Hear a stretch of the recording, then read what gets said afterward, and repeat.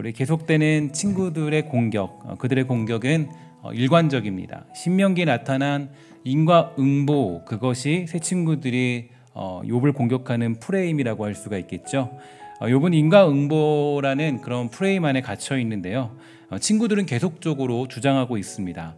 앞서 25장과 26장에서는 이 빌닷이 욥에게 회개하라고 주장하는 그런 내용이 담겨져 있고요. 이유는 간단한데 그 이유는 욥에게 아마도 숨겨놓은 죄가 있을 것이다 라는 이 추측 때문입니다. 하지만 욥은 정확하게 말하고 있죠. 아니다 라고 주장하고 있는 것입니다. 자신은 숨겨놓은 죄가 없다 라고 말하고 있고, 더군다나 이 사실은 이미 성경에서 못 박아놓고 욥기가 진행되어지고 있습니다. 만약 숨겨놓은 죄로 인하여서 욥이 고통당하고 있는 것이라고 한다면 욥보다는 그의 친구들이 이미 인과응보의 결과를 당해야 할 것입니다. 왜냐하면 욥은 의인이기 때문이죠. 그러니까 지금 친구들이 공격하는 말로 하자면 욥보다 이 자신들이 먼저 자기 문제에 대한 벌을 받아야 되고 그런 일이 일어나야 되는 것이 마땅합니다. 하지만 지금 그러한 일은 벌어지고 있지 않습니다. 이것이 우리에게 상징하는 굉장히 중요한 것들이 있는데요. 우리는 이러한 사실을 통해서 이 규율이나 아니면 율례, 어떤 율법이라고 하는 것보다 하나님의 사랑이 더 크고 놀랍다라는 것을 깨달을 수 있고 위대하다는 것을 우리는 깨달을 수 있게 됩니다. 하나님의 사랑은 크고 놀랍다, 그리고 그 어떤 세상보다 광활하다라고 우리는 표현할 수가 있게 되는데, 시편 94편 4절을 보면 높이 계신 여호와의 능력은 많은 물소리와 바다의 큰 바다보다 크다라고 하고 있고, 시편 139편 9절에서 10절을 보면 내가 새벽 날개를 치며 바다 끝에 가서 거주할지라도 거기서도 주의 손이 나를 붙든다라고 고백하는 시인의 고백을 볼 수 있습니다. 그러니까 하나님의 사랑은 그 어떤 것보다 크고 그분의 능력은 그 어떤 것보다 크다라고 이렇게 시인이 표현하고 있다라는 건데요. 하나님의 능력은 바다보다 크고 하나님의 사랑은 바다 끝에 거주할지라도 붙드시는 사랑이다라고 이 시인이 고백하고 있습니다. 그러므로 하나님의 사랑은 그 무엇보다 크다라는 것을 우린 기억할 필요가 있는데요. 창조주이시며 말씀이신 예수님께서 이 땅에 찾아오십니다. 예수님이 이 땅에 찾아오셨을 때 세상 사람들의 반응, 그 반응은 대부분 또 일관적으로 거의 똑같죠. 요한복음 1장 46절에 보면 이 대표적인 반응이 나오는데, 이 나다네엘이 이르되 나사렛에서 무슨 선한 것이 날 수 있느냐, 이게 세상 사람들의 반응이었습니다. 그러니까 사랑이신 예수님께서 이 땅에 오셨을 때 주어지는 반응이 바로 그런 반응이죠. 야, 무슨 거기서 선한 것이 날 수 있어, 무슨 거기에 구세주가 등장을 할 수 있어 라고 그렇게 선언하는, 그렇게 말하고 있는 그들의 모습을 볼 수 있고요. 예수님을 조금도 인정하지 않는 사람들의 모습을 우리는 살펴볼 수가 있게 되죠. 이 죄인들을 구원하러 오셨지만 이 맞이하지 아니하고 이 배척하고 이 멸시하고 십자가를 지도록 만들고 결국 죽음에 이르기까지 만드는 그런 그들의 모습, 또 그게 우리들의 모습이고 이 땅의 모습이었습니다. 마태복음 21장 33절 이하를 보면 그런 비유가 나오죠. 다른 한 비유를 들으라. 한 집주인이 포도원을 만들어 산 울타리로 두르고 거기에 집자는 틀을 만들고 망대를 짓고 농부들에게 새로 주고 타고 갔더니 열매 거둘 때가 가까움에 그 열매를 받으려고 자기 종들을 농부들에게 보내니 농부들이 종들을 잡아 하나는 심히 때리고 하나는 죽이고 하나는 돌로 쳤거늘 다시 다른 종들을 처음보다 많이 보내니 그들에게도 그렇게 하였는지라. 후에 자기 아들을 보내며 이르되 그들이 내 아들은 존대하리라 하였더니 농부들이 그 아들을 보고 서로 말하되 이는 상속자니 자 죽이고 그의 유산을 차지하자 하고 이에 잡아 포도원 밖에 내어 쫓아 죽였느니라. 이렇게 되어 있습니다. 그러니까 이것은 여러분 잘 아는 것처럼 이 포도원의 비유인데요. 여기 보면은 이 돌로 쳐 죽였다, 그리고 또 뭐 심히 때렸다, 또 그렇게 하였다라는 그런 표현들이 나오는데, 이거는 구약의 선지자들을 의미하는 것이겠죠. 그리고 그 아들은 당연히 하나님의 아들이신 예수 그리스도를 의미하는 것이라고 우리가 볼 수가 있게 됩니다. 사실 이런 상황 자체가 말이 안 되는 것이죠. 그러니까 어떻게 이런 일이 벌어질 수 있겠습니까? 주인이 그 농부들을 향하여서 이 종들을 보냈으면 그 종들의 이야기를 들어야 되고, 또 그 아들이 왔어요. 봤으면 당연히 존대하는 게 맞겠죠. 그러나 그들은 전혀 그런 모습이 보이지 않았고 마치 아까도 말씀드렸던 것처럼 나사렛에서 무슨 선한 것이 날 수 있느냐라는 반응으로 그들은 무시하고 멸시하고 예수님을 그렇게 죽이게 되었습니다. 아들까지 보낸 주인의 마음, 그것은 어떤 마음일까요? 그러니까 물론 이제 이것을 끝나면 이제 그 아까 말했던 비유 다음의 내용은 이제 하나님께서 이제 그것을 너희들에게 옮기겠다, 뭐 그런 내용이 담겨져 있는데, 그러나 이 아들을 보내는 그 마음은 규율이나 어떤 율법, 어떤 그런 규례보다 앞서는 하나님의 사랑을 의미하는 것입니다. 그러니까 요즘 갈라디아서를 통하여서 여러분과 제가 이 율법과 복음에 관하여서 살펴보고 있지 않습니까?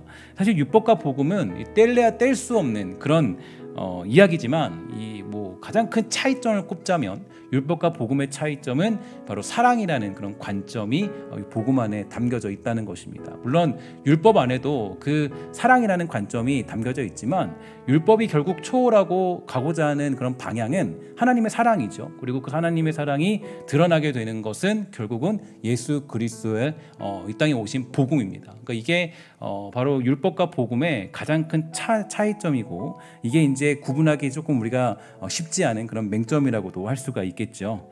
하나님의 사랑이 율례나 규례보다 크고 율법보다 크다라는 것을 우린 기억할 필요가 있는데요. 그게 바로 하나님의 사랑이자 예수님께서 이 땅에 오신 이유이고 성령님께서 우리와 함께 하시는 이유가 됩니다. 로마서 5장 8절인데요. 우리 함께 다 같이 읽어보도록 할까요? 시작. 우리가 아직 죄인 되었을 때 그리스도께서 우리를 위하여 죽으심으로 하나님께서 우리에 대한 자기의 사랑을 확증하셨느니라. 아멘. 자, 하나님은 완벽한 우리를 사랑하신 것도 아니고 괜찮은 저와 여러분들을 사랑하신 것도 아닙니다. 여러분들이 이 모든 예배에 다 참석하고 이 기도에 적극적이고 또 뜨겁게 주여 삼창을 했기 때문에 주님께서 이 땅에 오심으로 죽기까지 우리를 사랑하지 않으셨죠. 그분의 사랑은 우리가 죄인이지만 여전히 우리에게 베푸시는 사랑입니다. 그러니까 이 사랑을 우리가 가장 정말 하나님의 사랑은 초월적이고 우리의 모든 걸 뛰어넘는 사랑인데, 이러한 사랑을 어떻게 우리가 인과응보로 이해할 수 있을까요? 그러니까 인과응보로는 이 하나님의 사랑을 절대로 이해할 수가 없어요. 그러니까 이쯤에서 좀 정리해 보자면 이렇게 구분이 될 수 있어요. 그러니까 욥의 친구들은 지금 하나님의 사랑을 인과응보로 해석하고 있고, 욥은 지금 인과응보의 하나님을 넘어서서 하나님께서 이 땅에 예수 그리스도를 보내시고 성령께서 우리와 함께 하시고자 하는 이 삼위일체 하나님의 이 무한하고 깊으신 그 사랑을 깨닫는 자리로 가고 있는 것입니다. 이것이 바로 결국 욥이 하나님을 똑똑히 보는 자리로 가는 거죠. 욥이 나중에 그 똑똑히 보는 그 자리, 하나님을 똑똑히 보는 자리는 어떤 사랑이라면 그냥 인과응보에 멈춰있는 사랑이 아니라 이 삼위일체 하나님의 그 연합된 그 놀라운 사랑, 그 엄청난 사랑을 똑똑히 보는 자리로 가게 되는 겁니다. 그래서 그것을 눈으로 똑똑히 봤다라고 이야기하게 되는 거죠. 그러니까 이게 왜 그런지 한번 우리가 살펴보게 되겠는데요. 일단 예수님께서 이 땅에 오셔서 기도하신 간절한 제목이 있습니다. 그 기도 제목을 보면 요한복음 17장 11절과 12절에 잘 나타나 있죠. 나는 세상에 더 있지 아니하오나 그들은 세상에 입사하였고 나는 아버지께로 갑니다.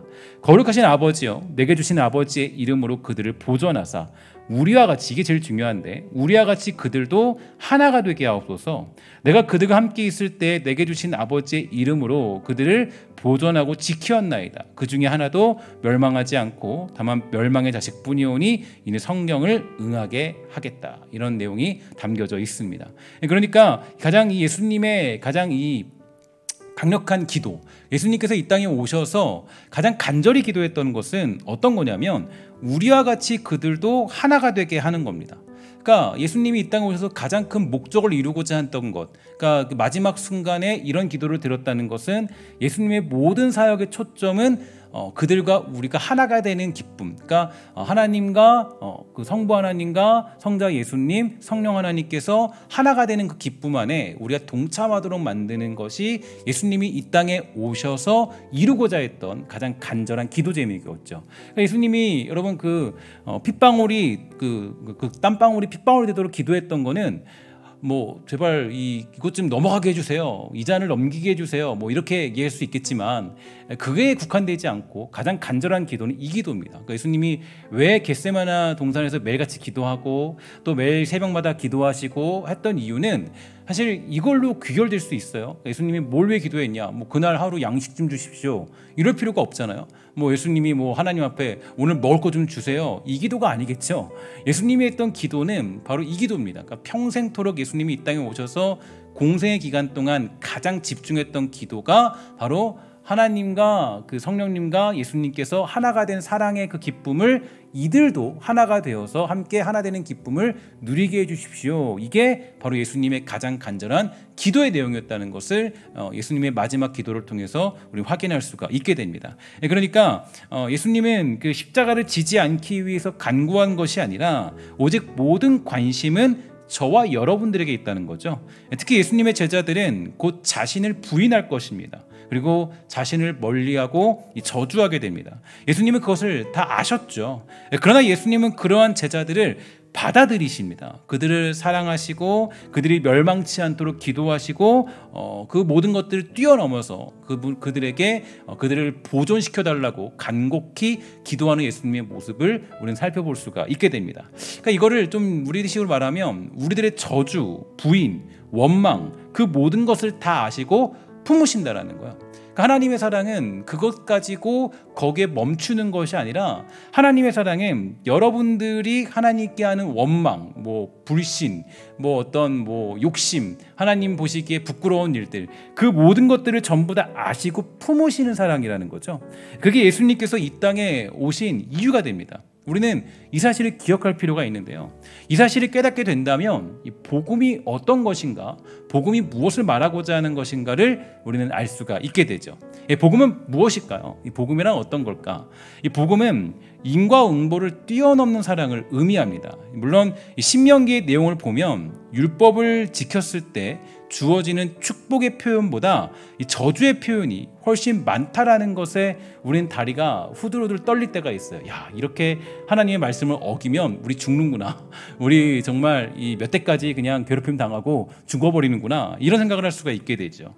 그러면 생각하기를 이렇게 생각할 수 있어요. 야, 이렇게 저주의 말씀이 많으니까 율법 지키는 게 더 중요한 거 아니냐, 그리고 그대로 사는 게 더 중요한 게 아니냐라고 물을 수 있습니다. 하지만 여러분들과 저는 자녀를 키워봐서 너무 잘 알고 있습니다. 자녀를 키워보면 깨닫는 게 있어요. 어떤 거냐면 엄마의 폭풍 잔소리는 이 자녀를 망치기 위함이 아니죠. 절대로 그런 엄마는 존재하지 않아요. 자녀의 실수를 용납하지 않겠다라는 것이 아닙니다. 잔소리해도 말도 잘 듣지 않을 그 자녀의 모습까지 다 염두에 두고 이 폭풍 잔소리를 하고 있는 겁니다. 그러니까 물론 그렇다고 해서 율법을 지키라는 것이 뭐 잔소리는 아니에요.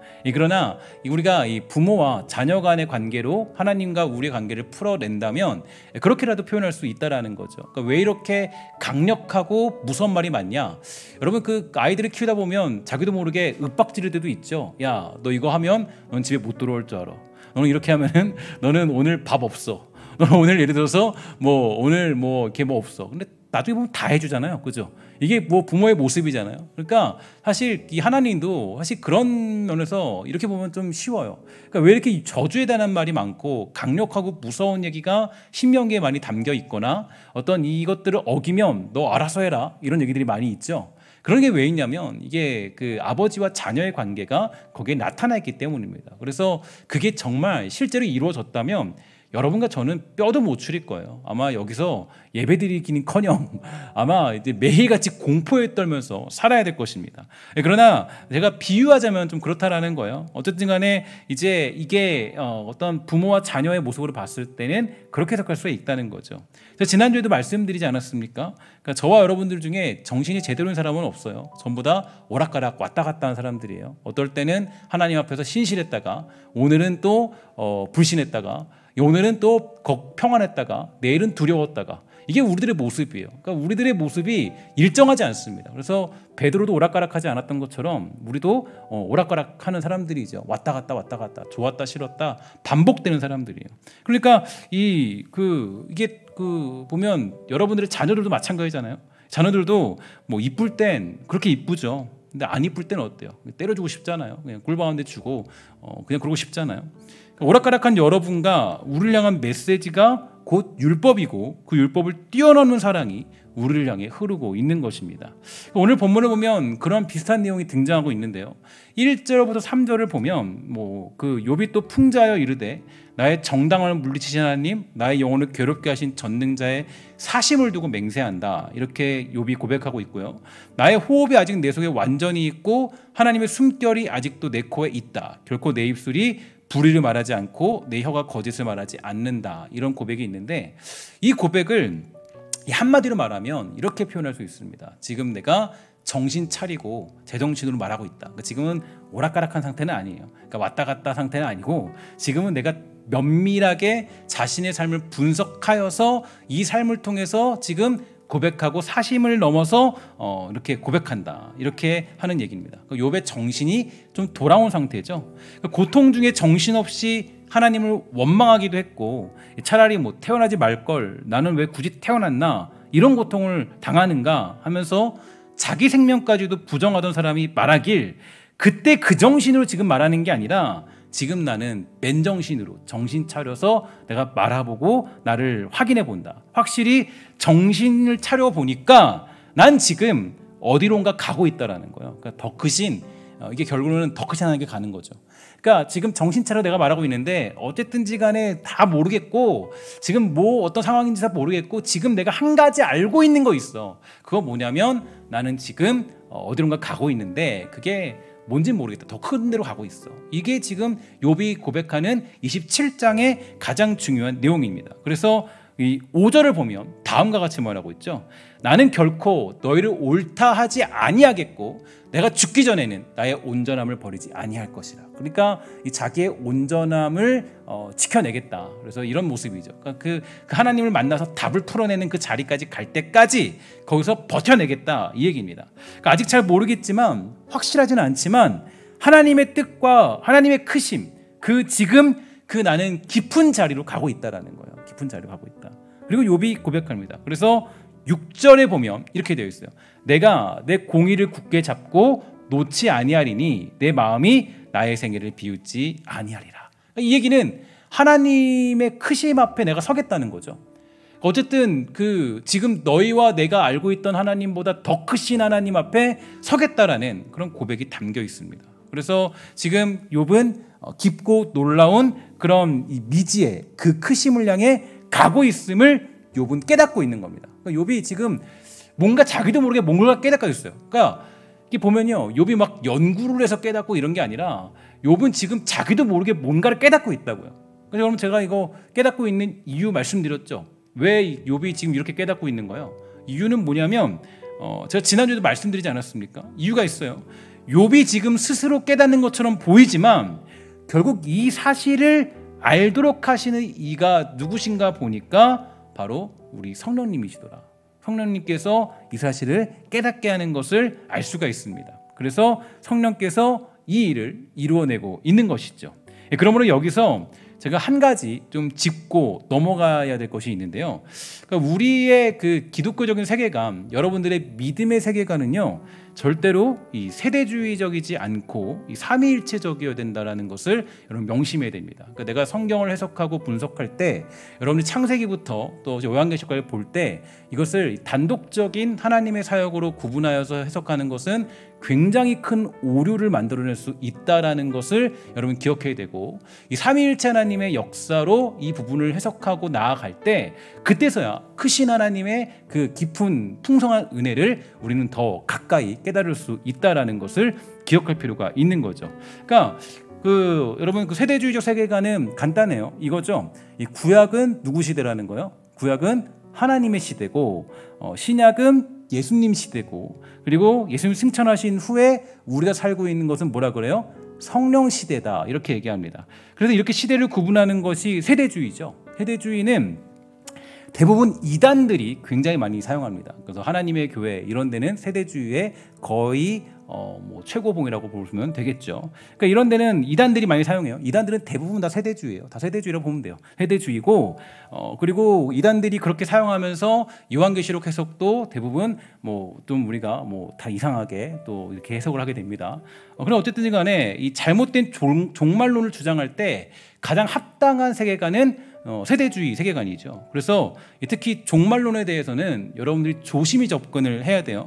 여러분 조금만 이상하다 싶으면 접근하지 않는 것이 가장 유익합니다. 특히 여러분 그 요한계시록에 있는 일들을 하나씩 살펴보는 것, 그런 일들이 이렇게 일어날 것이다, 저렇게 일어날 것이다 추측하는 건 정말로 조심해야 될 일이고, 그거는 웬만하면 하지 않는 것이 훨씬 더 유익합니다. 그러나 많은 이단들이 그런 것들로 우리를 미혹하죠. 그러니까 사실 할 수 있다면 제가 가장 걱정되는 것은 여러분들이 요즘에 우리가 유튜브를 통해서 그런 것들을 많이 접할 때가 있게 되는데요.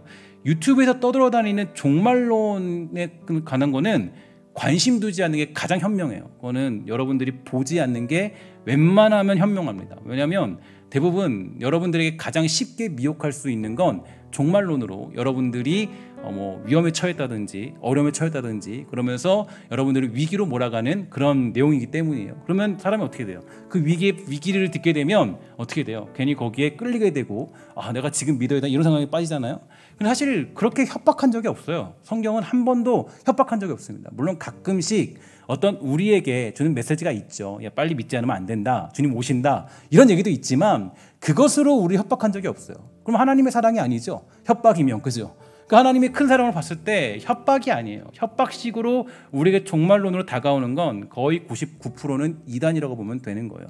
그러니까 여러분 그 많은 경우가 이런 경우도 대부분 세대주의적 관점, 삼위일체 하나님으로 해석하지 않고 대부분 하나님, 뭐 예수님, 성령님 이런 식으로 해석을 해서 그게 거의 이단적인 사상으로 빠질 때가 많이 있다라는 거죠. 그래서 그건 이유가 있어요.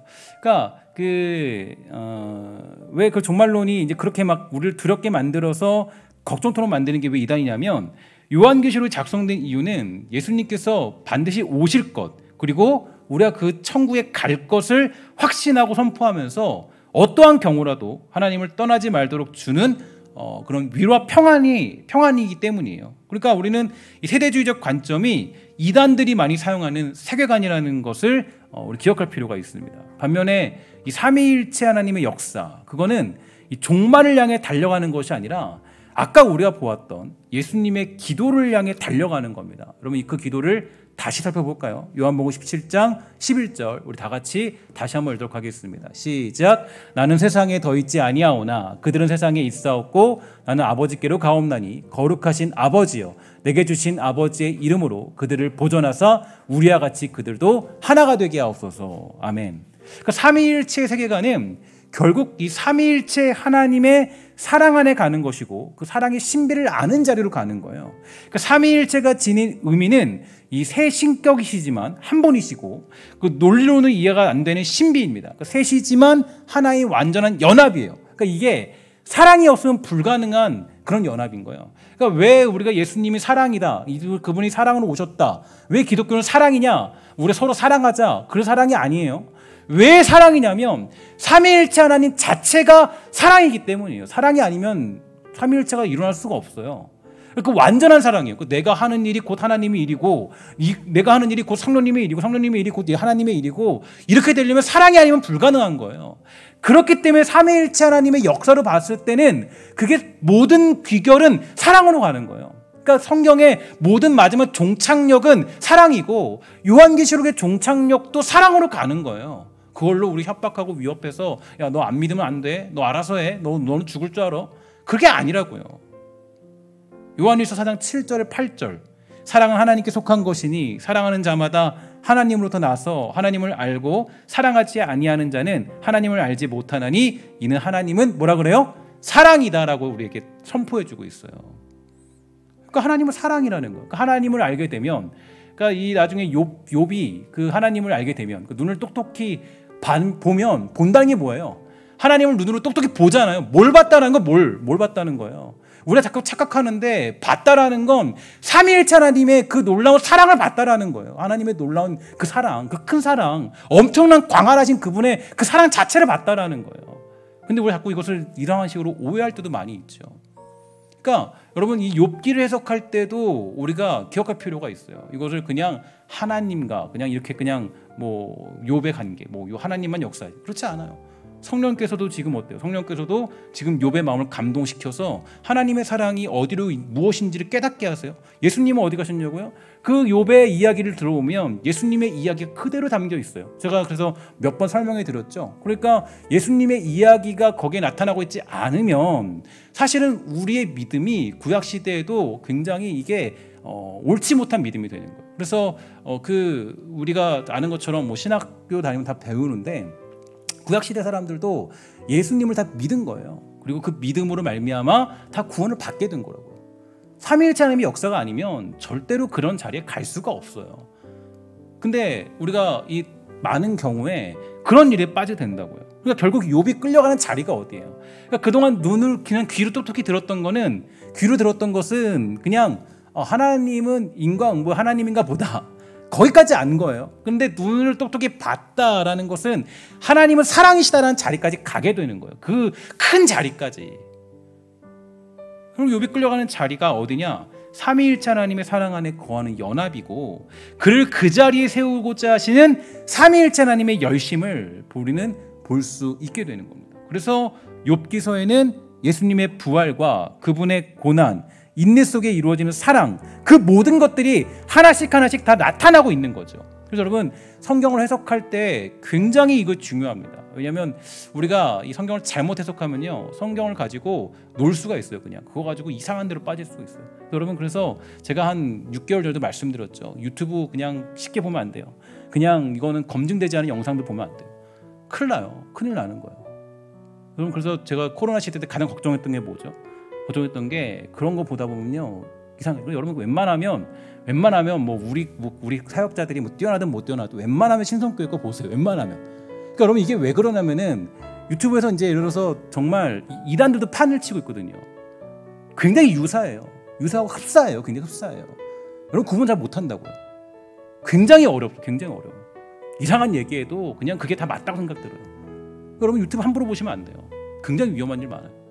예전에는 그나마 유튜브 없을 때는 검증된 사람들이 와서 그래도 여기서 설교를 했죠. 감당했죠. 하나님에서 알려줬죠. 근데 요즘은 그렇지 못하니까 여러분들이 자꾸 그런 걸 보는데 굉장히 위험한 일이 너무 많아요.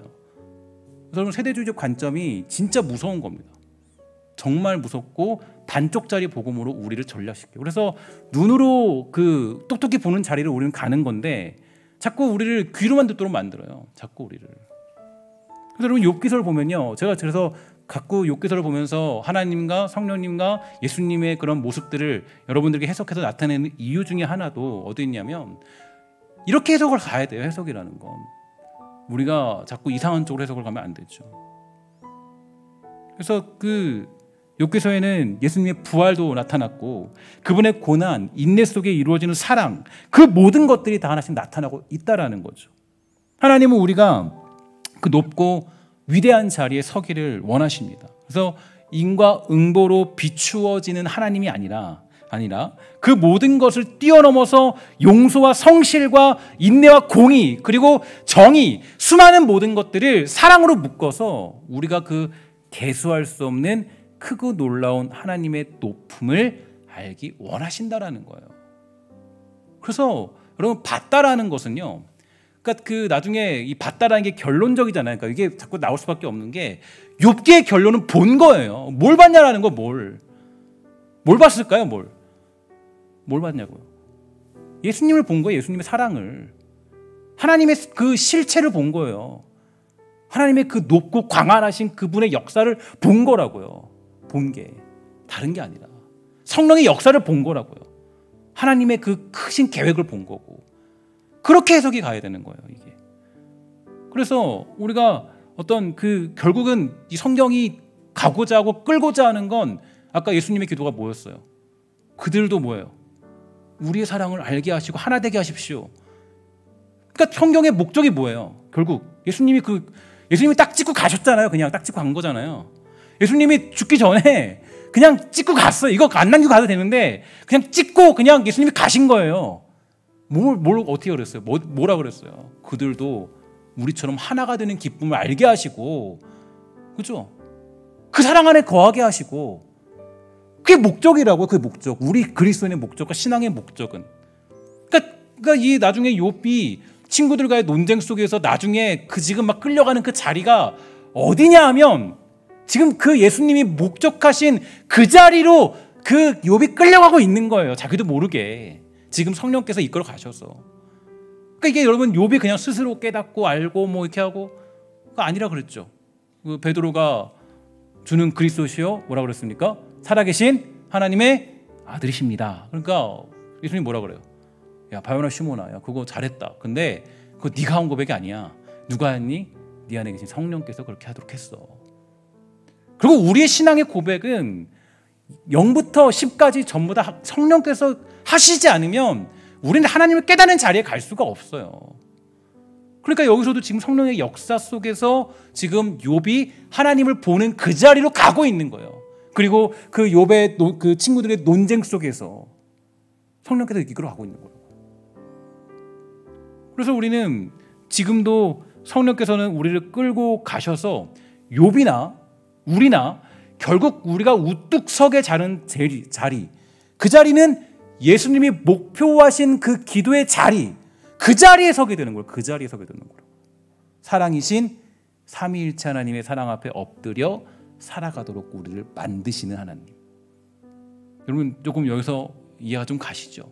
왜 우리가 삼위일체 하나님으로 이 성경이나 모든 걸 해석해야 되는지. 여러분 그 세대주의적으로 해석하면요, 이게 결국은요, 이게 성경 해석이 이상하게 뒤죽박죽 돼 버려요. 자꾸 이상한 얘기나 픽픽하게 되고, 자꾸 뭐 어떤 뭐 어떻고 미래가 어떻고 종말이 어떻고 뭐 연합이 일어날 거고 어떻게 되고 막 별 이상한 얘기만 하고 돼요. 그거 망하는 길이에요. 그거는 완전히. 그래서 여러분 우리가 결국은 이 성경의 모든 내용은 삼위일체 하나님이 누구신가를 보는 그 자리로 가는 거예요. 욥이 그 자리 서잖아요. 나중에. 좀 제가 최근에 기도에 대한 내용을 좀 정리하다가, 그러니까 기도에 대한 내용을 이제 그 좀 이렇게 영상을 만들려고 준비 중에 있는데, 그 정리하다가 하나님께서는 우리를 어디로 인도하시냐? 그러니까 하나님 아버지, 그러니까 우리가 기도한 대상이 누구예요? 누구죠? 누구에게 기도해요? 하나님이죠. 하나님은 누구세요? 아버지잖아요. 아버지. 그러니까 하나님 아버지. 그러니까 우리가 다시는 무서워하는 영을 받지 않고, 그죠? 하나님을 아바 아버지로 부를 수 있는 영을 받게 되잖아요. 그러니까 그때 아바 아버지로 부르는 거예요. 그래서 예수님도 아바라고 부르셨고 우리도 아바 아버지로 부르는 거예요. 아버지라고. 그리고 그 아버지라고 부를 수 있는 가장 적절한 자리가 어디냐고요?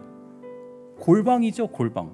그러니까 왜 골방으로 우리가 가서 기도해야 되냐? 골방에서 하나님이 더 크게 응답하는 게 아니라, 골방의 자리라는 건 하나님과 더 가까운 자리로 우리를 인도하겠다라는 거예요. 골방의 자리라는 건. 그러니까 하나님 아버지와의 사랑, 그 사랑의 긴밀한 관계, 그러니까 그 삼위일체 하나님의 그 사랑이 하나잖아요. 하나, 완벽한 하나의 사랑이잖아요. 그 사랑 안에 우리가 그 사랑과 함께 거하면서 그분과 교제하는 것, 그 사랑 안에 들어가는 것을 원하시기 때문에, 야, 너 골방에 들어가서 기도하라는 거예요. 그냥 골방에 들어가는 게 아니라, 야, 골방 가면 더 이게 뭐 은밀하니까 기도가 받겠지.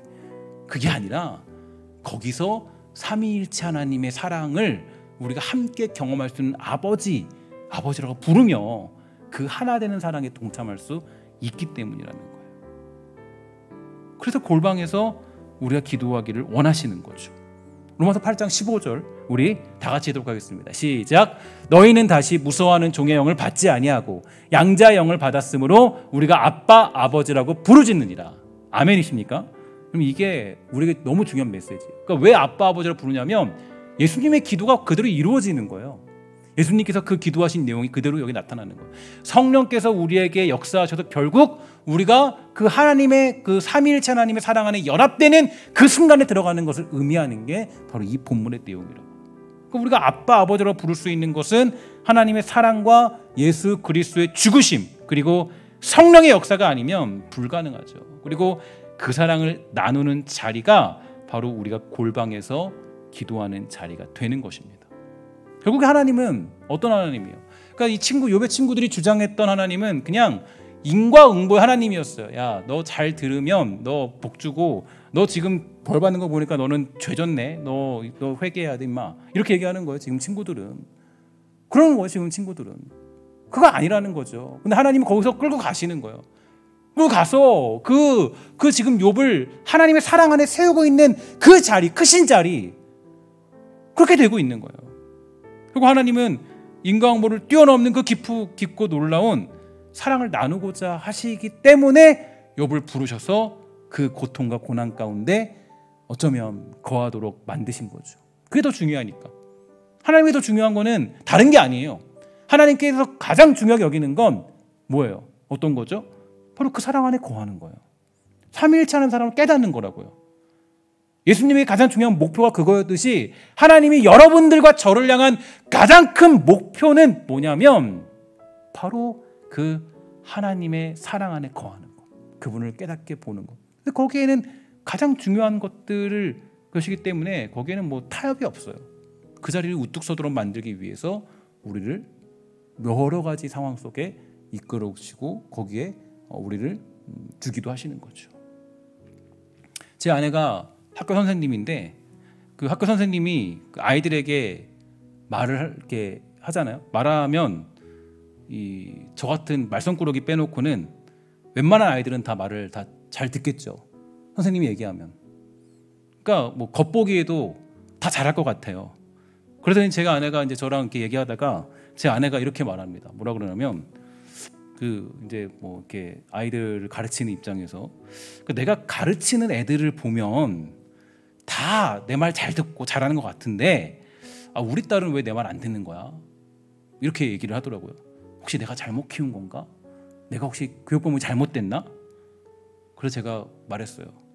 여러분도 다 똑같은 대답 하나 있죠? 뭐라 그래요? 자녀라서 그래. 자녀라서, 그죠? 자녀라서 그렇죠. 자녀라서. 여러분, 제가 여러분들에게 뭐 불쾌하게 대하진 않잖아요. 그죠? 뭐 그럴 때도 있나요? 뭐 설교할 때 좀 흥분하긴 하는데 근데 제가 불쾌하게 하진 않잖아요. 여러분들에게 할 수 있으면 친절하게 대하죠. 전 나름대로 친절하게 대하려고 해요.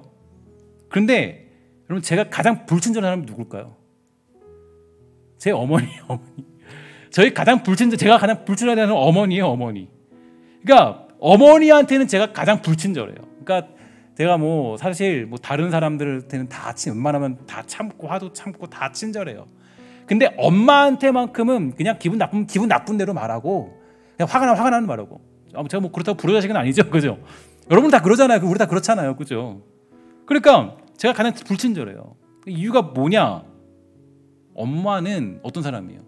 인과응보의 사랑이 아니기 때문이에요. 어머니는 인과응보 사랑이 아니에요. 어머니는. 선생님은 학생들에게 어떤 존재예요? 인과응보죠. 야, 너 잘하면 너 내가 점수 100점 줄게. 너 못하면 넌 빵점이야. 인과응보죠. 그런데 엄마는 아니라고요. 엄마는 너 잘하면 너 물론 100점이지만 너 잘하면 100점이지만 못해도 너는 내 100점이에요. 못해도. 그러니까 엄마의 사랑은 인과응보로 뛰어넘는 거예요. 어머니의 사랑은. 그 사랑은요, 어떤 거냐? 얘가 짜증낸다고 해서 막 야, 얘 갖다 버려야겠다. 넌 빵점이야. 이러지 않죠? 지금도 저희 지금 뒤에 보면은 제 둘째 딸이 지금 난리였어요. 막 지금 예배 드리는데 막 뒤로 막 뒹굴고 막 발로 막 들고 막 별짓 다 해요. 그렇다고 우리 엄마가 엄마가 딸을 막 이렇게 야, 너 왜 그랬어 하고 넌 다시 배우지 마. 아니죠? 다 이해가 받아주잖아요. 엄마들은요. 다 받아주잖아요. 선생님은 용납 안 돼요. 수업 시간에 저래봐요. 그러면 걔는 그냥 초죽음이고 초죽음. 그죠? 빵점은 넌 빵점. 그래서 생활기록부에 쓰죠. 써가지고 이 아이는 뭐 안 좋다. 그래서 바로 그냥 평생토록 남도록 해야지. 엄마가 어디 그럽니까? 엄마가 어디 야, 얘는 맨날 짜증내니까 회사에 입사시키지 말아주세요. 이력서에다가 안 그러죠? 아무리 그래도 이력서에다가 엄마는 쓰려면 이 아이는 공부는 좀 못했지만 좀 못할 수 있지만 정말 성실하고 친절하고 정말 너무나도 뛰어난 그런 마음을 갖고 있어요. 이렇게 써줄 거 아니에요. 엄마 마음이죠. 엄마 마음. 인과응보로 해결할 수 없어요. 엄마 마음은요.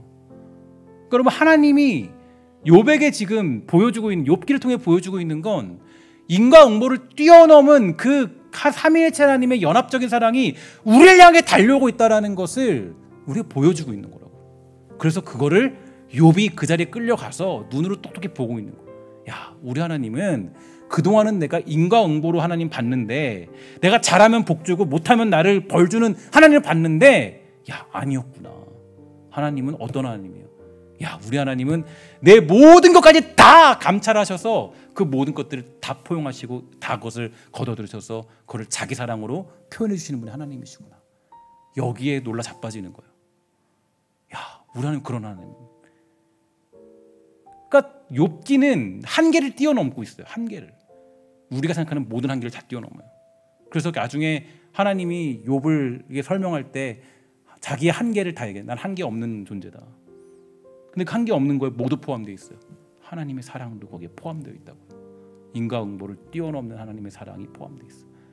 여러분들이 잘났던 못났던, 뭐 주여 3창을 안 하고 주여 1창만 했던, 여러분들이 뭐 방언기도를 못하고 그냥 중얼중얼거리는 기도만 했든 안 했든 그건 중요하지 않고, 너는 내 하나님의, 너는 나의 자녀다. 이거 하나로만 하나님이 보여주고 있다라는 거예요. 그래서 여러분, 그 하나님의 크신 사랑을 우리들이 깨닫게 되면 인생이 달라지는 거죠.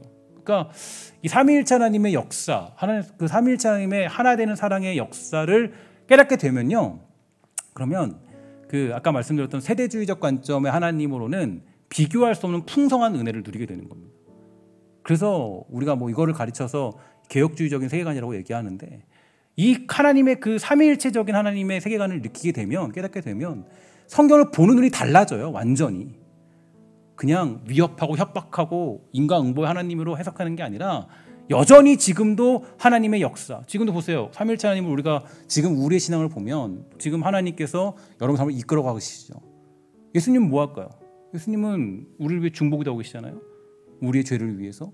여러분, 그래서 중보기도란 단어는 좀 조심히 사용해야 돼요. 사실은 중보기도를 하실 수 있는 분은 오직 예수님밖에 없어요. 오직 우리의 모든 죄를 담당하셔서 예수님께서 그 일을 감당하고 계신 거라고요. 그리고 예수 그리스도의 십자가의 보혈로 말미암아 우리는 그 하나님의 그 자녀로서 살아가는 권세를 누리게 되었고, 성령께서 그 자리로 우리를 이끌어 가시는 삼위일체의 연합 속에서 우리는 성도로서의 삶을 살아가고 있는 거예요. 그러니까 이게 우리에게 너무 중요한 크고 풍성한 메시지잖아요. 근데 자꾸 우리가 이 신앙을 축소시키고 편하게 만들고 그냥 우리를 그냥 너무 여러분, 그래서 그러다 그러잖아요. 뭐 나중에 보면 그 미개한 나라들의 특징이 있대요. 미개한 나라들은 그냥 숫자를 셀 때 1, 2, 3, 4, 5, 6, 7, 8, 9, 10 그 다음부터는 계산이 안 되니까 많다 이렇게만 얘기한대요. 많다. 미개한 나라의 특징이 돼요. 그런데 우리는 안 그렇죠. 뭐라 그래요? 10, 11, 12, 13, 14, 15, 16, 뭐 100, 1000만, 다 얘기하잖아요. 사실 그렇게 가야 이 돈이 얼마나 큰지를 알고 이게 얼마나 큰 숫자인지 알게 되잖아요. 그러니까 여러분, 복음주의나 세대주의적인 관점들은요, 어떻게 해석하냐면 그냥 1, 2, 3, 4, 5, 6, 7, 8, 9, 10 많다. 하나님 사랑 크다. 그런데 우리가 보고 있는 이 욥기를 지금 제가 보고 있는 여러분들 나누는 이 이야기들은요, 개혁주의적인 그런 삼위일체적인 세계관이거든요. 이걸 보면 어떻게 보면 1, 2, 3, 4, 5, 6, 7, 8, 9, 10, 11, 12 1000, 100, 1000 뭐 다 나오고 있는 거예요. 그러니까 달라지는 거예요, 그게. 그래서 여러분, 우리가 이 어떤 세계관을 가지고 성경을 보내는 완전히 달라집니다. 그래서 욥기도 마찬가지예요. 욥기를 해석하면서도 그냥 가장 편한 세계관은 뭐예요? 이렇게 얘기하면 돼요. 야, 욥이 고난당했다. 고난당하고 그 다음에 뭐 이렇게 막 고난당하다가 인내했다. 인내의 화신이다. 야, 인내해서 하다 보면 하나님 복 주시더라. 그러면 끝. 이렇게 하면 너무 쉽죠. 다 그렇게 들었잖아요, 우리 그동안. 그렇게 들으면 하나님의 풍성을 몰라요. 알 수가 없어요. 이 고뇌의 작업들과 이 싸움들과 이 친구들과의 이야기들과 하나님의 역사와 예수 그리스도의 그 십자가의 모습과 또 성령님의 그 역사를 깨달으면 왜 하나님이 나중에 욥이 왜 눈으로 똑똑히 봤습니다라고 하는 거를 정확하게 명확하게 우리가 고백할 수 있게 되는 거잖아요. 그러니까 이게 하나님에 대한 사랑에 대한 풍성한 지식이 달라지는 거예요. 여러분, 오늘 이 사실을 통해서 다시 한번 깨닫기를 소망합니다. 하나님의 사랑이 얼마나 큰지, 여러분들을 어떤 자리로 이끌어가는지. 그 앞에 있는 빌닷의 이야기나 뭐 그런 친구들의 이야기는 전부 다 인과응보의 사랑으로 멈춰져 있어요. 그러나 하나님은 욥을 그 위대한 사랑으로 우리를 끌고 가고 있다라는 것을 여러분 기억하시고, 여러분 이 말씀의 오늘 종착역은 이겁니다. 따라합시다. 우리에게는 결코 실패가 없다. 실패가 없어요. 여러분들과 저의 인생은 실패가 없다고요. 실패가 없다는 게 뭐 성공, 뭐 취업 못했다 이게 아니고, 우리 인생엔 어떤 경우에도 실패가 없어요. 왜냐? 삼위일체 하나님이 여러분 붙들고 계신데. 근데 우리가 무슨 실패가 있어요? 실패 없죠. 무슨 길을 가도, 어떤 길을 가도, 어떤 상황을 만나도 우리 실패가 없는 승리의 길을 가는 것이고 소망의 길을 가는 것입니다. 그것을 믿고 여러분 오늘 한 주 동안도 또 앞으로도 평생토록 정말 선한 싸움에 매진하고 살아갈 수 있는 아름답고 복된 신성의 권속들 다 되기를 주의 이름으로 간절히 부탁을 드리겠습니다. 기도하도록 하겠습니다. 하나님 감사합니다. 이 땅 살아갈 때 우리가 하나님을 그냥 많다 정도로만 생각하는 것이 아니라 정말 우리 하나님을 우리가 구분적으로 또 깊이 깨달음을 말미암아 어떤 인생에도 우리가 실패가 없다라는 것을 깊이 깨닫게 되는 놀라운 은혜를 우리 모두에게 베풀어 주시옵소서. 그래서 그 자유롭고 그 풍성하고 광활한 하나님의 사랑 안에 거함으로 말미암아 우리 사랑하는 백성들이 하나님 이 시대에도 뒷걸음치지 아니하고 정말 한 걸음씩 한 걸음씩 주를 향해 달려가는 복되고 아름다운 주의 백성 되도록 주님 허락하여 주시옵소서. 이제는 주 예수 그리스도의 은혜와 하나님의 사랑과 성령의 교통하심이 오늘 이 자리에 모인 영혼들과 또 각자의 자리에서 예배하는 모든 영혼들에게 영원히 있을지어다. 아멘.